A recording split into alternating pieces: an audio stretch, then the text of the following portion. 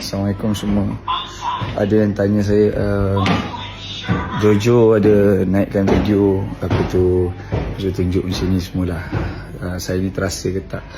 Okey, pertama saya memang tak pernah terasa lah, sebab dia kan masih budak, 18 tahun, baru habis SPM, masih sangat budak bagi saya.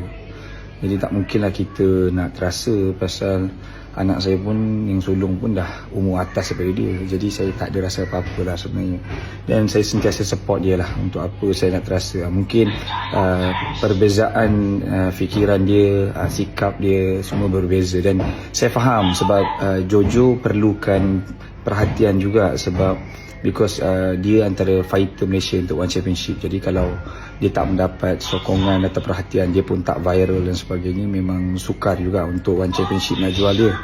Jadi saya faham sebab Warzone World Championship ni dan juga event-event yang besar lain lah, macam Beyond ke apa semua tengah hype. Jadi kalau dia tak ambil juga interrupt dalam event-event macam ni, maka sukar untuk dia mendapat support juga. Jadi apa pun tak apa, kita okey je dengan Jojo. Jadi saya rasa kepada Malaysia tak payah kecam dia lah, okey je. Sebab bagi saya dia perlukan benda tu. Sebab kalau tak, macam mana engagement dia lah. Macam contohnya macam saya sendiri secara personal, saya punya total followers kan 2.7 juta. Jadi mungkin itu menyebabkan mungkin dia juga perlu benda tu. Jadi bagi saya okey je. Dan saya tak pernah rasa macam kenapa Jojo tak respect, tak ada. Bagi saya okey je. Jadi bagi saya tak payah risau lah, dan tak payah kecam-kecam dia lah. Dia memang perlu benda tu. Of course dia perlu interrupt dalam Beyond, Ozone, mana-mana event yang besar, sebab supaya dia tak tenggelam. Jadi bagi saya no problem lah. Jangan marah-marah dia lah.